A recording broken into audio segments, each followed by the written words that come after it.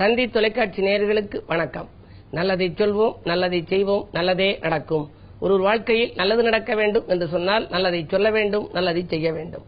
அந்த அடிப்படையில் இன்றைக்கு 28/5/2016 சனிக்கிழமை அவிட்டம் நட்சத்திரம் இரவு 1:07 வரை, பிறகு சதயம் நட்சத்திரம்.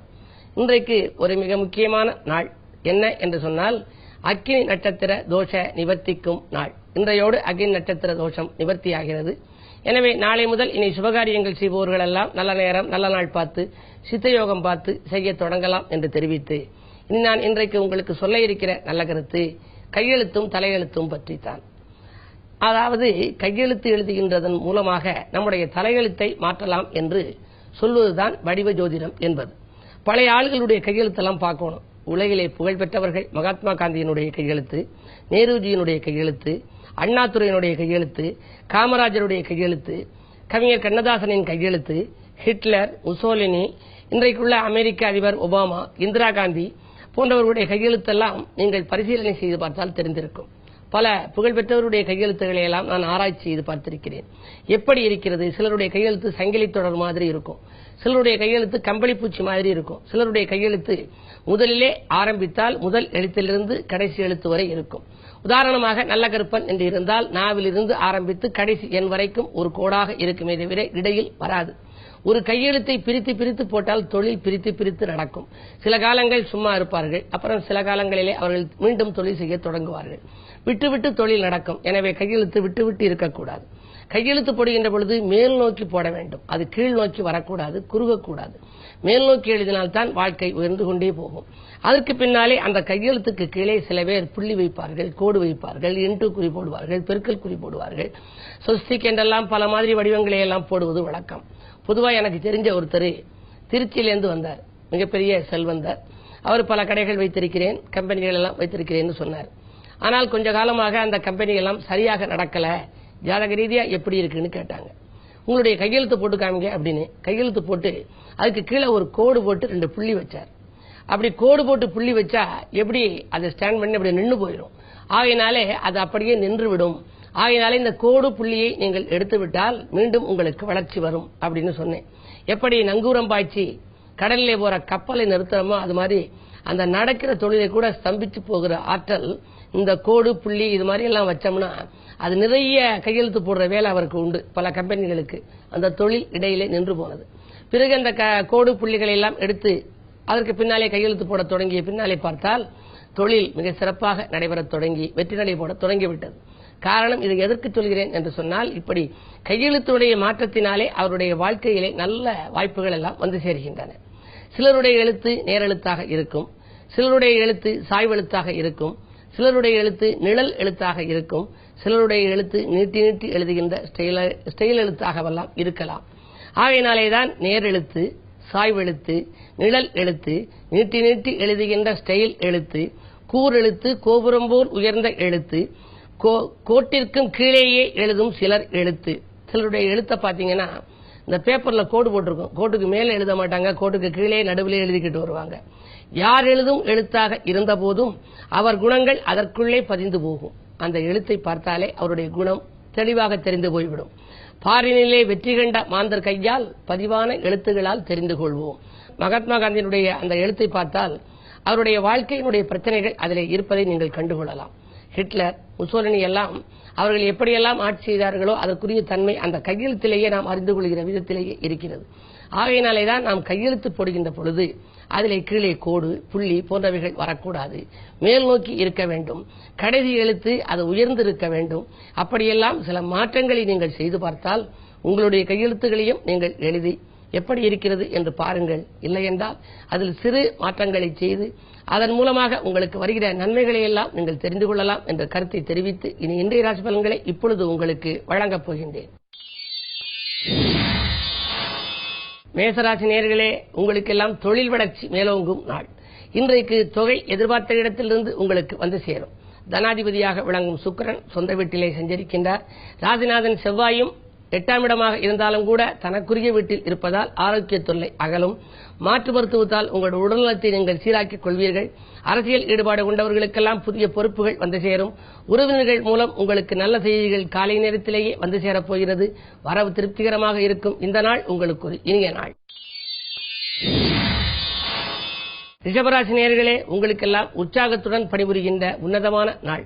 எதிர்பார்த்த காரியங்கள் எதிர்பார்த்தபடியே நடைபெறும். இல்லத்தில் சுபகாரிய பேச்சுக்கள் முடிவடையவில்லையே என்று கவலைப்பட்டவர்கள் கூட இன்றைக்கு மகிழ்ச்சி அடையும் விதத்தில் அது முடிவடைவதற்கான அறிகுறிகள் தென்படுகின்றன. அரசியலில் செல்வாக்கு மேலோங்கும். புதிய முயற்சிகளில் வெற்றி கிடைக்கும். புதிய ஒப்பந்தங்களும் உங்களுக்கு வந்து சேரும். உன்னதமான நாள் இந்த நாள்.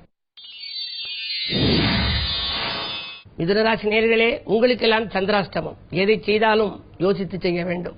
அலைச்சல் கூடுதலாக இருக்கும். ஆதாயம் குறைவாகவே இருக்கும். அதே நேரத்தில் நண்பர்களை நம்பி ஒப்படைத்த பொறுப்புகள் கூட மீண்டும் உங்களுக்கே திரும்பி வரப்போகிறது. உடல்நலத்திலும் சீராக இல்லையே என்ற கவலை மேலோங்கும். எதை செய்ய நினைத்தீர்களோ அதை மாற்றி அமைப்பீர்கள். பயணங்களையும் இன்றைக்கு தள்ளி வைப்பதுதான் நல்லது. கிழமையின் அடிப்படையில் சனி. எனவே இன்றைக்கு சனி பகவானையும் வழிபாடு செய்யுங்கள். மாருதி வழிபாடும் உங்களுக்கு மகிழ்ச்சியை வரவழைத்துக் கொடுக்கும். கடகராசி நேயர்களே, உங்களுக்கெல்லாம் திட்டமிட்ட காரியத்தை திட்டமிட்டபடியே நடத்தி வைக்கும் நாள். திறமை மிக்கவர்கள் உங்களுக்கு பின்னணியாக இருந்து உதவிக்கரம் நீட்டுவார்கள். வாங்கல் கொடுக்கல்கள் ஒழுங்காகும். சுப செலவுகள் அதிகரிக்கும். குரு 2இல் இருப்பதால் குழந்தைகளாலும் உங்களுக்கு உதிரி வருமானங்கள் கிடைக்கலாம். உத்தியோகம் சம்பந்தமாக எடுத்த முயற்சிகளிலும் உங்களுக்கு அனுகூலங்கள் கிடைக்கும் நாள் இந்த நாள். சிம்மராசி நேயர்களே, உங்களுக்கெல்லாம் சிந்தித்து செயல்பட வேண்டிய நாள். சந்தித்த நண்பர்களால் சங்கடங்கள் உருவாகலாம். ராகுவின் ஆதிக்கம் இருப்பதால் பணப்புழக்கம் அதிகரிக்கும் என்றாலும் கூட அஷ்டமாதிபதியும் இருப்பதால் உடனுக்குடன் விரயமாகிவிடும். எவ்வளவு பணம் வந்தாலும் அடுத்த நிமிடமே செலவாகிறதே என்று கவலைப்படுவீர்கள். இடம்பூமி வாங்குவதிலே ஆர்வம் காட்டுங்கள். பழைய இடங்களை விற்றுவிட்டு பூர்வீக இடங்களை விற்றுவிட்டு புதிய இடங்கள் வாங்கலாமா என்ற சிந்தனை மேலோங்கும். அரசியலில் உள்ளவர்கள் அனுகூலம் அடைகின்ற நாள் இந்த நாள். கன்னிராசி நேயர்களே, நேற்றைய பிரச்சனை இன்று நல்ல முடிவுக்கு வரும் நாள். நிகழ்கால தேவைகள் உங்களுக்கு பூர்த்தியாகும். நினைத்த காரியம் நினைத்தபடியே நடைபெறப் போகின்றது. 4-7க்கு அதிபதியான குரு பகவான் 12இல் மறைந்திருப்பதால் தாய் வழி ஆதரவு கொஞ்சம் குறையலாம். வாழ்க்கை துணை வழியே கொஞ்சம் விட்டுக் கொடுத்து செல்வது நல்லது. அஞ்சல் வழியில் கூட அனுகூல தகவல் வரும் நாள் இந்த நாள். துலாம் ராசி நேயர்களே, குறுக்கீடு சக்திகள் அதிகரிக்கும் நாள். குழந்தைகள் நலங்கருதி எடுத்த முயற்சிகளில் வெற்றி கிடைக்கும். நூதன பொருட்கள் வாங்குவதிலே ஆர்வம் காட்டுவீர்கள். மாலை நேரத்தில் வரும் பயணங்களை மகிழ்ச்சியோடு ஏற்றுக்கொள்ளுங்கள். அதன் விளைவாக உங்களுக்கு நல்ல தகவல் வந்து சேரலாம். வெளிவட்டார பழக்க வழக்கம் விரிவடையும். என்ன இருந்தாலும் 2இலே சனி செவ்வாய் சேர்க்கை. செவ்வாய் மாறும் வரை நீங்கள் செயல்பாடுகளில் வெற்றி காண அதிக முயற்சி எடுக்க வேண்டும். கிழமையின் அடிப்படையில் சனி என்பதால் இன்றைக்கு சனியின் சன்னதிக்கு செல்லுங்கள். எழுதீபம் ஏற்றுங்கள். நீங்கள் நினைத்தது நிறைவேறும். விருச்சிக ராசி நேயர்களே, வியக்கும் தகவல் வீடு வந்து சேரும் நாள். விடிகாலையிலேயே உங்களுக்கு வரவு வந்து சேரப்போகின்றது. பொதுநலத்தில் ஈடுபட்டிருப்பவர்களுக்கு புதிய பொறுப்புகள் வந்து சேரும்.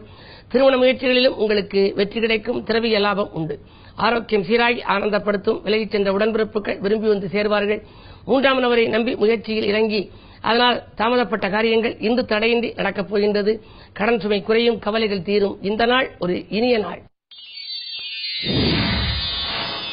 தனுசு ராசி நேயர்களே, உங்களுக்கெல்லாம் சுபகாரிய பேச்சுக்கள் முடிவடையும் நாள்.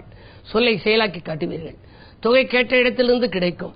குருவின் பரிபூர்ண பார்வை ராசியில் பதிவதால் குழப்பங்கள் தீரும். குதூகலம் கூடும்.